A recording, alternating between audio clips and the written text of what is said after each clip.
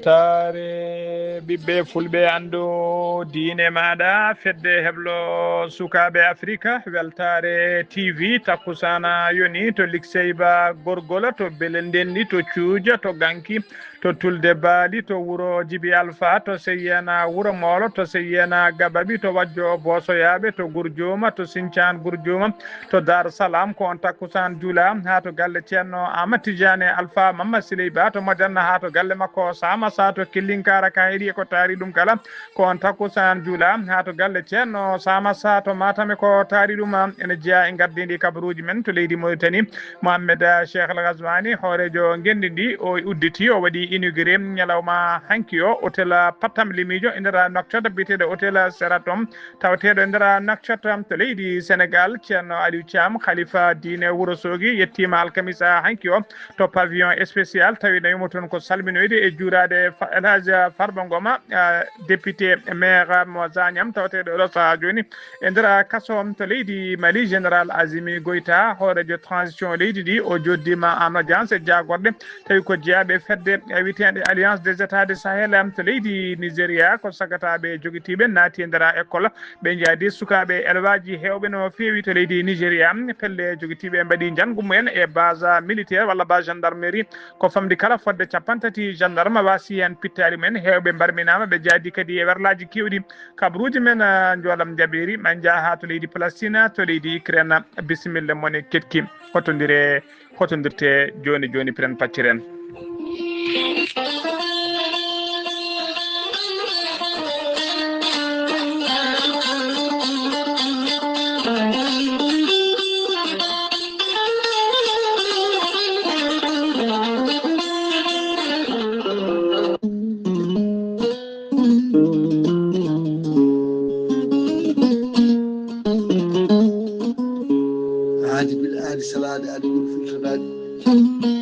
salade aadi ɓuuri firtude aadi ceerno Amadou Tidiane Diallo gorko mo melga wuuro jinneje wi ko firtata aadi mo adodiri e jande weltare ɓiɓɓe fulɓe andu diine maɗa weltare TV ceerno Amadou Tidiane Diallo ko gandu binde laaɓaɗo leɗɗe jaadinde ɓalwal danawal kala gorko mo melga wuuro jinneji Allah luɓirimo gandal dendagal raf bawɗa wondude so tawi waɗan maldanama ɓurdirta balɗe tati gorko mo melga wuuro jinneji en yawra ɓe wonduɓe koyɗe musoje keeceje musoje ɓalli ƴakkoji ɓalli mutoji kala ceerno Amadou Tidiane Diallo ne yawra rewɓe wonduɓe kista fibrom dogam sitte rewɓe ɗon koɓe sowade rewɓe dartoraɓe sattoraɓe dewle kala gorko mo melga wuuro jinneji en yawra ɓen worɓe ustoraɓe gorago yawɓe yitade koye men fiɗaɓe wonduɓe prostate e jippiɓe e leecce kala ceerno Amadou Tidiane Diallo e nder wittoji makko mo yiite leɗɗe ko fate estomac ma no fotirno kala balɗe tati mbatta ñamde yarde kala ko kaajeɗa ceerno Amadou Tidiane Diallo ko labɗo reedu ko malaɗo woni hewɓe noddi mbaɗi audio kollori tigui guila jokkodiri e makko mbiya alhamdulillah rabbil alamina ceerno Amadou Tidiane Diallo ko gando tawɗo gandal e nder galle baba gorko mo melga wuuro jinneji ne andina dendagal kille mum e oɗo saaha mo tawe to Paris lamorgo leydi France sa yiiɗi jokkodirde e makko mbatta ko 00 336 04 04 66 27 ceerno Amadou Tidiane Diallo no yawno ɓen ƴeewɓe kayitaji ƴeewɓe visa embauche ceerno Amadou Tidiane Diallo base makko ne tawe to Dakar en tawi ɗon miñi ko ne wiye ceerno Abdoulaye Diallo numéro mum 77 714 94 15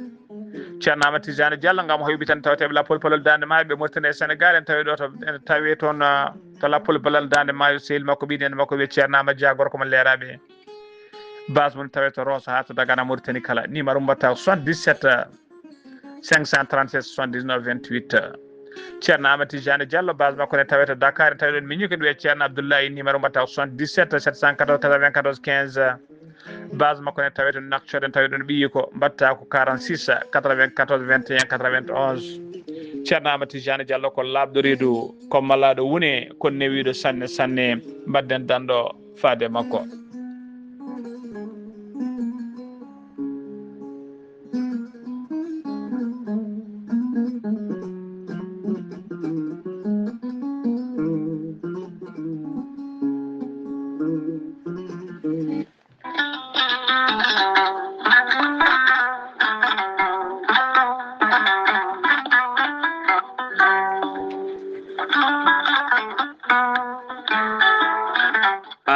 jambitowo ɓandu musoru ɓandu wuloru ɓandu jaɗoru koyɗe musoje koppi musoji keceji museje joguiɗo AVC jogui kardiaga neɗɗo tuƴiɗo donkuɗo yaade jama e juma ni jokkoyde en ɗam ni yaade haajuji mum goɗɗi kala ngam musalla e joguiɗo hémorroïde gonɗo nder e jalto bawal kala e ñabbuji goɗɗi cuuɗotoɗi e nder ɓalli yoga e muɗum kala jokkodire gorel te joni mbiya alhamdulillah gorel te hewɓe jokkodiri e ngal ɗon gollorgal ɓe kolliti yoga e ñabbuji ɗiɓe jambitanno oɗo saaha kamɓe kala ɓe jiitime hen koye mabɓe no feewi gorel te ko haako moƴƴo iwru ko to Corée Nord ala rewam ala effet a wulnat tan ndiyam ma ha wula guitta ko jamireɗa mbaɗa hen aɗa yara aɗa yiito cellal ɓandu maɗa gorel te sa yiɗi hebde hen ko laaɓi jahata koto site mabɓe internet a mbaɗa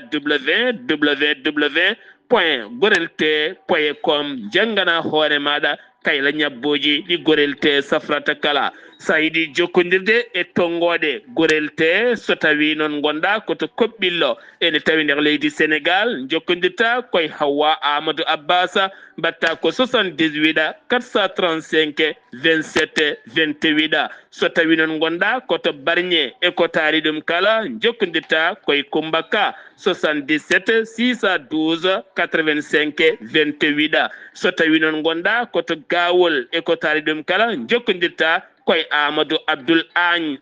on noon mbatta ko 77 123 22 97 so tawi noon gonɗa koto Guédiawaye jokkodirta koye Amadou Abbas Ka mbatta ko 70 606 33 43 so tawi noon gonɗa koto Kermassar jokkodirta koye Mamoudou Ngayda 77 542 50 84 so tawi noon gonɗa koto leydi France jokkodirta koye Haruna Ngayda 06 50 99 64 43 musidɓe tedduɓe gorel te ko safara ɓolo tan ala rewam ala effet a yarat aɗa yiito cellal ɓandu maɗa mbadden dando faade ittude ɗeɗo henna ñooke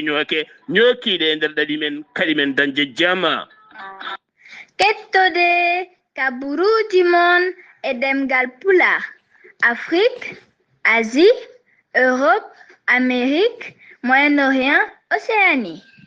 jam ñalle mon musidɓe tedduɓe eɗen gone mawde nogasi goo lewru jolal hitande ujunnaje ɗiɗi e nogasi joyyi habruji mon e ɗemgal pular e sawta he ko musidɗo mon sehli mon Ghali Abouba to karallagal ha mbawon yiide en to banggue nate ɓosoje ko miñi men sehli men Saydou Abouba hono no mbiruɗen gardinide kabaruji men koto leydi Mauritanie pudarɗen to leydi Mauritanie sera toon Nouakchott ko hôtel Kesopoula pattam limijo jaadiɗo e Diamagno kañuma wiyete noon hôtel noon tawe nder centre ville mo Nouakchott waɗɗani palais de congrès kiɗɗo mo Nouakchott hôtel o noon waɗama inauguré woni udditama alkamisa hanki o nogas lewru jolal hitande ujunnaje ɗiɗi e nogas joyyi hôtel o noon teskama ene tawe makko temedere capanɗe jeegom e nayyi chambre wondude capantati e nayyi suite luxe wondude suite aji ɗi taw ko suite présidentiel hôtel o kadi ko immeuble towɗo no fewi saabu kadi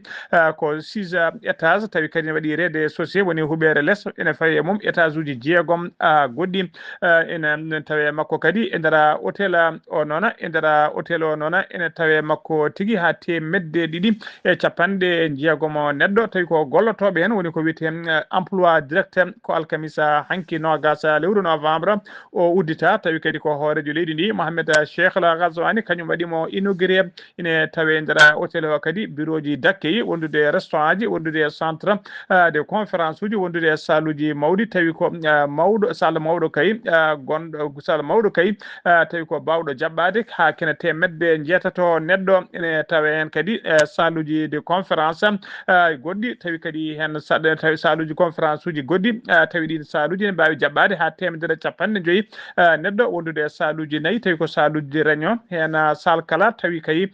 ko mawɗi no fewi ina kala ene jogui hattani kay nannude ha capanɗe jeeɗiɗo neɗɗo ene tawe hen kadi e nder makko ne tawe hen kadi salle uji tawi ko salle uji sport wondude tigui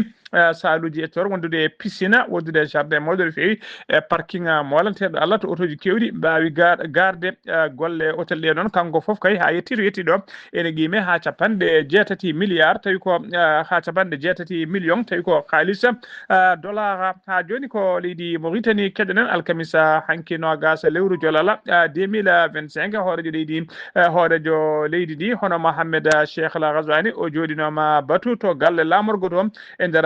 Nouakchott o joddi noon joddima batu ngu noon o joddi batu ngu noon koye ɓen wiyeteɓe lewaɗi woni gouverneur uji diwanuji tawateɗi e nder leydi Mauritanie ɓe jewtidi ko heewi noon ko fati koɓe jewtidi ko heewi kay ko fati e gonka leydi ndi ɗum noon kay ko caggal kay nde o waɗi jillu makko ɗum noon batu ngu noon ko caggal kay nde o waɗi jillu makko kay toon to hoddela Chargui o waɗi toon fonde balɗe 6 e nder batu he noon o waɗi ɓe contrat ndi kay no tawri golle taw toon ni e alhaali situation o tawri nder leydi he ni o holliri noon wonde ko ɗum woni mujibi kay nde dendagal ɓeena gouverneur uji kala ne mbawa toppitade ɓeyde ɓattade kadi population ngaji ha ɓawa hettade tigui caɗele région ngaji ɗi kala région caɗele jomumen jogui ko poti kadi haddodinde ha tengti noon ko wiyete service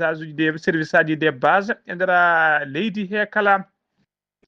ha hollirama noon e hollirama tigui kanko horejo leydi ndi o holliri kadi wonde jilluji baɗi ni omo ɗamini wadde ɗum e nder dendagal région ngaji e nder leydi e nder dendagal région ngaji e nder leydi he kala mo ɗamini tigui yuɓɓinde jilluji baɗi ni ha joni ko leydi Mauritanie keɗoɗen Seydina Mohamed Ali Khouna ko lundiyanke ko neɗɗo dawrugol o meɗino kadi wonde jagorgal e saaha laamu Mohamed Ahmed Ould Abdel Aziz gonnoɗo oɗo saaha kala e kaso ko nanggano noon mo soko ha joni kena wona lebbi 3 o woppitama alkamisa hanki nogas lewru jolal tawi kadi ko cour suprême rokki yamirore kay nde woppite hay sinno kay koye mbaɗi liberté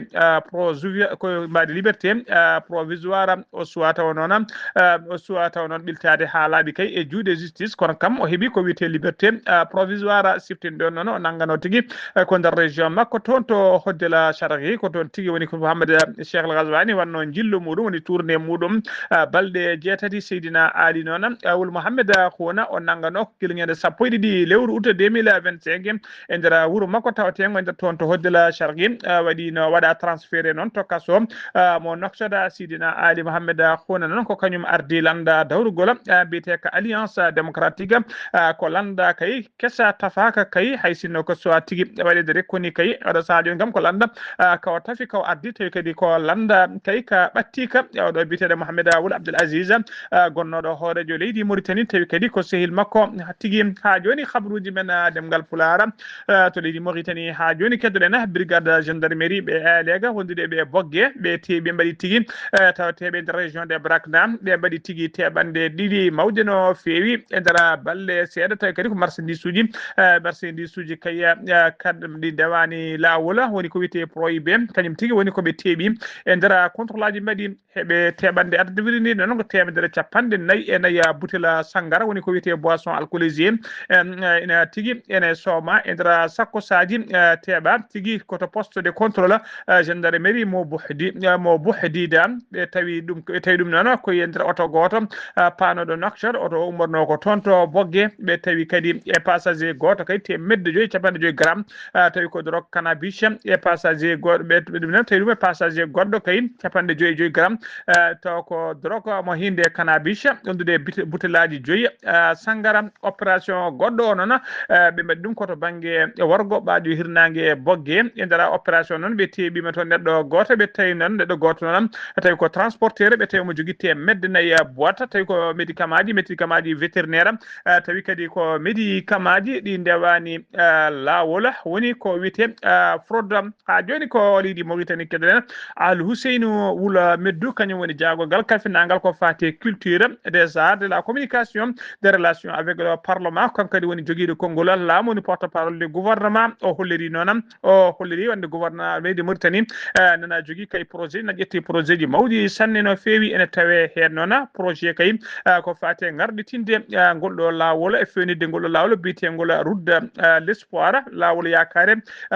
golle ɗe noon koko golle noon ko foti kay golle noon ko fati e lawol yakare ngol ine qime kay ha 1 temetati milliard tawi ko khalisa ugoya fodde temetati milliard khalis ugoya ko ɗum kay woni ko ɗamini wanjede kay ko fate garditingol gollon lawol bitengol rudde l'espoir o wi noon o wukkiti ɗiɗon konngudi noon ko caggal kayde ɓe ummino e jonde jagode woni conseil des ministres ñande alarba ɓennuɗo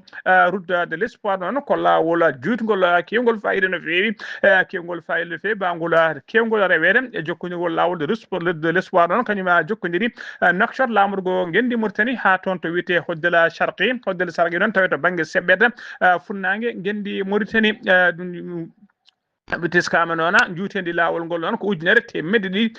kilométre golle pewnitgol ngol lawol ngol noon fuɗɗoto tigui ngol golle kay ko fate pewnugol ngol ɗo lawol bitengol de l'espoir ngol golle ɗe mum fuɗɗi ko guila hitande ujunere temedde jeenayyi e capanɗe jeeɗiɗi e joyyi woni guila 1975 o wula meddu noon kadi mo holliri kadi wonde projet ji joyi mawɗi no fewi taw koye fannuji ndiyam e fannu énergie kay laamu ngu ina ummini ɗum o wi tigui wonde kay ɓoyata tigui hoorejo leydi ndi waɗa lancement e nder tourné makko e nder leydi he kay ko wiyete programme d'urgence woni programme kañiraɗo e nder sappo e goho wilaya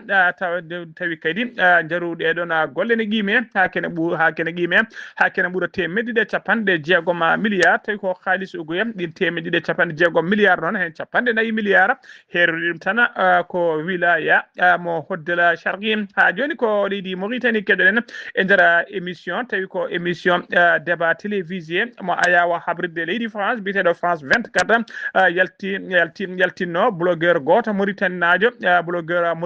goto noon bismanomo e oɗon émission o joofima feɗede noon jakolgal gendi Mauritanie kalfinaɗo ko fate gueɗe nder leydi e jaccingol laamu woni ministre de l'intérieur wonde kay ko kañum woni responsable wargo sappo e ɗiɗi sagata Mauritanaɓe warnoɓe kay caggal sumgoji hoorejo leydi tawi ko sumgoji gartirnoɗe Mohamed Cheikh El Ghazouani e deuxiéme mandat mo woni ɗin sumgoji noon mbanno tigui koye décembre 2024 kanko blogueur on o joofi feɗeɗo tigui joofi feɗeɗo directement ko ministre de l'intérieur woni jagogal kalfinagal ko fate gueɗe nder leydi e jaccina laamu gila nden noon gila o waɗi nden ɗon haalande kay gila nden ko attaque uji critique uji mawɗi no fewi faade ngal ɗon jagogal hewɓe ni kolleri wonde kay koko mbaɗata ko portata plainte tawi ko plainte international goto ni e mawɓe catala bitengal ira ko catal ngal biranda abidi ardi holliri tigui kañum haɗano holliri tigui wonde ko baɗowo saisine institution ngaji international wullita toon ngal ɗon jagogal kalfinaɗo ko fate gueɗe nder leydi woni tigui o waɗe ko witte dénoncé ha joni habruji men demgal pulara sennumima toon to leydi Mauritanie koto leydi Sénégal paɗena to leydi Sénégal ceerno Aliou Thiam khalifa diine mo wuuro Sogui o yaɓi koyɗe makko tigui alkamisa hanke o yettima ha toon to pavillon spécial hôtel Dantec hôpital Dantec ha to hôpital Dantec on pavillon noon spécial ene tawe toon député Farba Ngom El Hadji Farba Ngom tawaɗo toon kay tawi ko nangaɗo ne soka guila ñande nogas e jeeɗiɗi lewru février 2025 nayimo toon noon ko yidde salmindemo juurademo e sembitindemo ha joni habaruji men ɗemgal pulara to leydi Sénégal keɗɗoɗen ha joni enseignant chercheur biteɗo mo yette Touré kalfinanoɗo kay gestion société biteɗo bati poma o wiyama teeb noon ko dadiɓe ɓe hinde diga woni division d'investigation criminelle kañumen teeɓimo kanko noon tawi kadi ɓe teeɓima noon ɓe ɓenninimo to pôle judiciaire financiére woni PJF o tuma noon ko wadde ko wiyete abide confiance woni jamfade o jamfi noon kene ɓuunke o tumama jamfi noon ene qime ha milliard uji ha 1 milliard 1,2 milliard woni milliard no fawitti million ngaji ɗiɗi tawi ko haalisa franc CFA ko directeur général société o noon kañum portimo plainte société o noon ko guila 2022 sifodirno noon contrat tawi ko contrat sous-traitance e société biteɗo Nafco noon ko société jooɗi toon to Dubai ɓe pamodir noon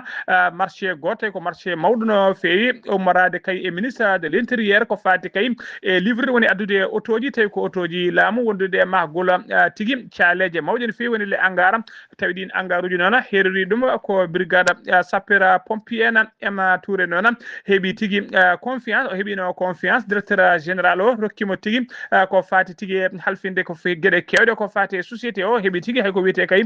procuration bancaire o kanko Ema Touré noon ko tuma ko kala ko jeeɗi ɗum ha sori ladde o holliri dendagal ɗiɗo kalisaji biteɗi kay ko dirtindo walla ko ñamde ɗum foof naati koye fereji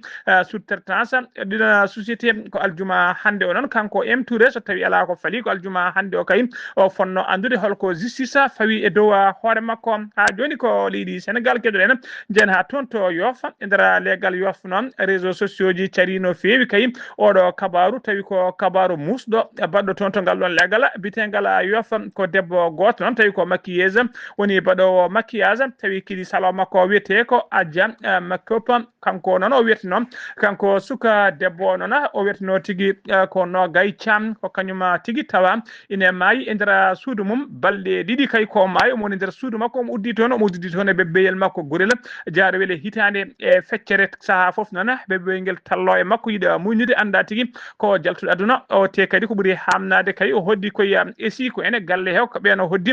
kono balɗe ɗiɗi kay omo maayi e nder suudu hay goto tinani konde ko jaltuɗo aduna ɓe kattakimo ɓe kattaki ɓinguel ngel e ko ɓuuri kay hoɗi ɓuuri kadi hamnade mbiɗen kay ko Ngoy Thiam yarano ko duuɓi nogas e tati mayɗo o hoddo tigui mbiɗen koye esi ko ena o maydi tigi koye esi ko en ɗum noon kay balɗe ɗiɗi mbiɗen omo maayi nder suudu tawi kadi ɓe tinani mondi toon e ɓinguel makko oɗo saaha joni noon losgoji juɗɗi kay kewɗi udditama hen internet uji kewɗi kay guila ɗum waɗi ha oɗo saaha joni nana tigui goni e oɗon débat moni foof ne haala hen miijo mum e tigui holko ko woni hen yande mum ha joni ko leydi Sénégal keɗoɗen alkamisa hanki o laamu dow laaci tentude Amérique ɓe tengtini kabaru kay wiyede wonde cumo waɗi sara wuro sara nokku biteɗo Reynoldesburg e tera banlieue mo Columbus ko biteɗo Cheikh Dieye noon mo duuɓi nogas joyi ko kañum tigui ko kañum wela tigui duppi galle tawi ko galle jinnaɓe mum tigui maison familial ɗum noon en tawi sara nokku biteɗo Frodom Triaya cumo ngu noon saabima tigui jaltugol aduna kanko suka tigui kanko suka biyetenoɗo Cheikh Dieye duppuɗo galle o wasi hen fittade makko kono kadi o wasi hen jinnaɓe makko ɗiɗo woni nene makko e bam makko nene makko ne wiyeteno Safiyatu Diop ko duuɓi 57 wondude bam makko wiyeteno ko Mam Dieye kañum ko duuɓi 56 kamɓe tato kala ko hen ɓe mbasi pittali mabɓe enquête jaaƴo noon laamu dow laaci tentude Amérique nana udditi hen kay beelen ande holko saabi kay omo duppa oɗon galle ha joni ko leydi Sénégal keɗoɗen Cheikh Bara Diagne ko sarɗiyanke nder suudu sarɗiyejo leydi Sénégal o holliri tigui wonde kay e hello makko Facebook o holliri wonde ko portuɗo plainte jaydiyanke biteɗo Maymouna Ndour noon kañum woni directrice jayde witede 7 TV o holliri noon wonde kay Maymouna Ndour kay fayi koko haale makko haaluji ɗi gonɗani woni ko wiyete diffamation koko haale haaluji makko ɗi woni ko wiyete diffamation injure publique wondude e menace o haalani noon détail uji o holliri noon ko portuɗo plainte faade oɗon jaydiyanke ha joni ko leydi Sénégal keɗoɗen Ansoumana Dione ko kañum woni président de l'association sénégalaise pour le suivi et l'assistance aux malades mentaux woni gardiɗo catala bitegal ASSAMM kañum woni hoorede fedde tawi ko fedde Sénégal laaɓe darniɓe kay toppitade ko fate ɓen rafaɓe tawi ko rafiji hakkillaji o waɗi analyse makko noon analyse dawrugol no yiiri kay yande makko ko fate oɗo saaha joni gonka leydi Sénégal ha tengti noon ko fate hakkude Ousmane Sonko hoore jaggoɗe leydi ndi e Bassirou Diomaye Faye hoorejo leydi ndi holliri noon Bassirou Diomaye Faye kañum foof joddade e bureau politique mo Pastef maslaha waɗama o wide kono ha joni caɗele tigui hakkude mabɓe ɗen caɗele kay o holliri ha joni caɗele ɗe ne keddi hakkude mabɓe o holliri noon wonde Ousmane Sonko haali wi ko kañum de démission ta wonde hoore jaggoɗe Bassirou Diomaye Faye kañum ne holliri wonde ko riwatamo konde e oɗo saaha joni ko ɓuuri wonde caɗele hakkude mabɓe kay koko fati tigui koɓe kalduno tawi koye nder kaso tawi e nde ɓe kaldata nde ala gonɗo seede mabɓe so wona Allah e Ella Malik Ndiaye oɗo saaha joni kañum woni hoorejo suudu sarɗiji ndu leydi Sénégal ɓe kolliri noon e oɗo saaha joni beele ko ɗum jamfa walla wona jamfa ɗum noon ko namdal diyal holliri wonde diyal kay woni masala hakkude Ousmane Sonko e Bassirou Diomaye Faye tawi kadi ko diyal mo Sénégal naaɓe ha tengti e Sénégal naaɓe joguino yakare mawde no fewi ɗamino moƴƴinode kay ɓe mbawa ƴellidde leydi ndi beele oɗon diyal kay wontani ƴiwonde sayde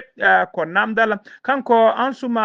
John Ansumana John noon o wi tigui wonde kay oɗo saaha joni no yiri situation leydi ndi ni oɗo saaha tigui o yi o ala o holli kay ala foof ko wawi falade leydi ndi kay yaade ko wiyete sumgoji toroje leydi tawi ko sumgoji anticipé woni tigui tawi ko sumgoji anticipé woni élection présidentielle anticipé woni sumgoji mbaɗede kay ko adi ko mandat one gasa ko ɗum woni ko yi e oɗo saaha joni to leydi Sénégal fayi ha joni habaruji men demgal Pulaar sen ummima toon to leydi Sénégal koto leydi Mali paɗen laamu Mali noon nana dari kayno doole mum ponno nana dari ñawdude kay caɗele carburant gonade e oɗo saahaji kala e nder leydi he ko yindin mbaɗi noon jagorgal leydi Mali kalfinaɗo ko fate julago e baylade woni ministre du commerce et de l'industrie hono biteɗo Moussa Alassane Diallo addima batu ngu noon o joddi koye ɓen witeɓe des opérateurs pétrolier woni tigui joom ngalluji tawi ko dilloɓe fannu addude carburant e nder leydi he batu ngu ko alkamisa hanki nogas lewru jolal ngu jooɗi noon ɓe jooɗi noon batu nguɗo batu jooɗigu noon kanko watti batu jeegoɓiwo kay moɓe mbaɗa kala yontere kay kala ñande alkamisa eɓe jooɗo batu mbagu ni ko nguɗo watti batu jeegoɓiwo kay gila leydi ndi naati ko wiyete blocus tawi ko jihadiste en mbaɗi colvergis ko fati tigui e natgol carburant e nder leydi he kanko ministre noon holiri kay wonde ɗeɗo balle kay caɗele ɗe ne ustino fewi de kono ha joni haɗani kay caɗele ne tawe hen saabu o holiri ha joni kala station de service mo ganduɗa ko ranguji mawɗi no fewi tawata tigui ene dañi gam ƴettude carburant o holliri oɗo saaha joni kay protocole d' accord cifande kay e oɗo saaha joni ko kay ko délai de traitement dossier douanier to bureau de douane pétrole gonnoɗo kay 72 heures woni balɗe tati watte 24 heures woni ñalawma goto yidde makko noon ko beele ɗin camion ngaji citerna gaddoji gasoil kay so ɗi jettima to station ngaji service ɗi mbawa kadi ko wanjude carburant o ha laaɓa ɓe mbawa yaade e haajuji mabɓe ha joni ko leydi Mali kedorena lo général Azimi Goïta ko hoorejo leydi Mali hono tigui kanko kadi woni hoorejo tata bitengal alliance des états du Sahel o bismima o joddima noon e délégation tawi ko jagoɗɗe e leyɗe tati renduɓe ndeɗon fedde woni leydi Burkina Faso leydi Niger wondude e leydi Mali ɓe joddima e mabɓe noon ko fati kay to ɓe joddi noon koto palais de Koulouba woni to galle lamorgo e nder leydi Mali koye noon koye kay marché premier tigui salon international de l'entrepreneuriat tawi kadi ko salon yidde ɓeydude kay jokkodirala e leyɗe ɗe tigui leyɗe ɗe tati koye ndina mbaji noon ɓen délégation wawi joddade e makko ardi délégation noon ko sokhna Oumou Salla Seka ko femme ko tañum ardi oɗon délégation o fammini hoorejo leydi ndi noon ɓuure kay oɗo salon tawi ko salon tigui oɗo salon moɓe mbaɗi kay tawi ko salon du commerce moɓe mbaɗi toon to leydi Mali e ɓuure mum kay o holliri kadi fayida mum kanko o hoorejo leydi ndi Assimi Koïta o holliri weltare makko mawde no fewi o fodaniɓe kadi wonde ɓoyata ma boña uddide tawi ko boña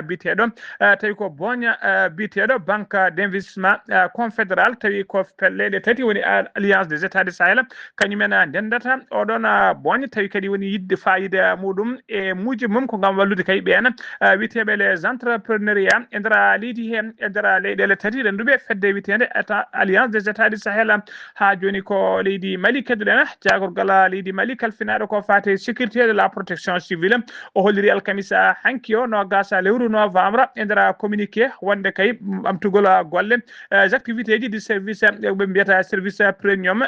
di passeport alliance des états du Sahel o holliri noon wonde golle kay golle ɗe ɓamti tigui ɓamtata tigui ko altine no gasenayi lewru novembre 2025 à 7h30 ko dartinno golle ɗe noon o holliri tigui ko yidde ɓeydude kay sécurité ko yidde ɓeydude kay sécurité et modernisation du système état civil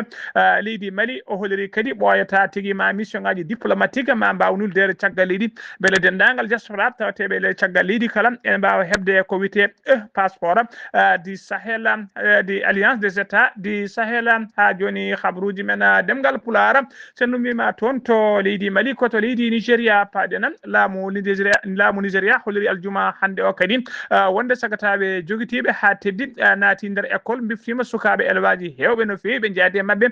ɓen jaade mabɓe noon tawi kadi ko ngol ɗo woni lawol ɗiɗaɓol tigui holliri kadi sukaɓe élevage nawa ɗi ha ɗo ɓe ganda taw kayno sukaɓe ɓe poti ko ngol ɗo kadi woni lawol ɗiɗaɓol e nder yontere wotere kay ko sukaɓe élevage ina bifte e nder école mumen ko ɓoyani koko nogas joyiya suka élève tawi foof ko rewɓe kañumen biftono jaada to banggue rewo ɓaɗo hirnague leydi ndi gollo lawol noon ko élevage école tawteɗo e nder état mo Aguara ko toon tigui woni toɓe bifta koto leydi Niger paɗena ñande alkamisa sappo e jeenayyi alkamisa hecci ñande alarba hecci hanki o sappo e jeenayyi lewru novembre ko janngo kulɓinigo waɗi e nder base gendarmerie tawteɗo tigui e nder préfecture mo Terra to hirnague leydi Niger ko famdi kala gendarme ɓe nogas mbasi hen pittali men fodde capantato woɗɓe kadi mbarminama hen e nder janngo he kadi ne tawe e nder jayaɓe ne tawe hen capitaine gardiɗo capitaine unité o otoji kewɗi kadi ɗi hen jihadiste en ɓe walla terroriste en jaadi hen keddiɗe kadi ɓe duppi ɗuma duppugol musgol no fewi habruji men jolam jaɓeri takkusana juulama ha toon to galle ceerno Yaya Ba to Richard Toll ko on takkusan juula ha to galle ceerno Yaya Dia to Mbaye ha to galle ceerno Abdourahmane Dia to PK 8 naftode ko taali ɗum kala habruji men jolam jaɓeri koto leydi Palestine paɗena e nder Gaza yimɓe joyo ko famdi kala yimɓe joyo tawi ko jeeyaɓe Hamas mbasi pittari men aljuma hande o ko koninkoɓe leydi Israel noon kolliri tigui wonde kay ɓe gonno koye asde gaska jiire woni ko wiyete tinela ummade tigui toon nokku ɓaɓe gon to ha yetto nokku tawi ko tawte koninkoɓe leydi Israel to ɓe ɓenni tigui ko wiyete ligne jaune noon woni didol olol kañum woni kerol kay koɓe mbiyata kerol hakkude leydi Israel hakkude muɗum e Palestine Hamas noon holliri kay wonde oɗo saaha kala noon leydi Israel koko dirtini didol ngol kay ne ɓeydi nadde e nder leydi Palestine koto leydi Ukraine paɗena Volodymyr Zelensky ko hoorejo leydi Ukraine o yewtidi ko juuti kay e biteɗo JD Vance kañum woni cukko hoorejo dow laaci teddude Amérique yewtere hakkude mabɓe noon koko fati kay e dartingol guerre hakkude leydi Ukraine hakkude mum e leydi Russie plan dow laaci teddude Amérique holliri noon on plan kay ko fati dartingol guerre Volodymyr Zelensky noon holliri tigui wonde oɗon plan kay ko jinguere mawde no fewi gam yidde jingande leydi Russie saabu kay o yidde tettude leydi saabu kay dow laaji teddude Amérique yiɗi tigui ittude yoga e hettere e nder leydi Ukraine tottita ɓen witeɓe koninkoɓe leydi Russie o holliri noon ɗum noon ko jinguere mawde woni no yiri ɗum musidɓe tedduɓe gasi ha laaɓi ceer ko ɗum ɗo wonno komin tonga noon habruji mon e ɗemgal Pulaar e sawta he ko musidɗo moon sehil moon Haali Abouba to karallagal ha mbawon yiiden to banggue nata ɓosoje ko Saydou Abouba ketkimalaki jaam yo jaam Allah jogomi jogo on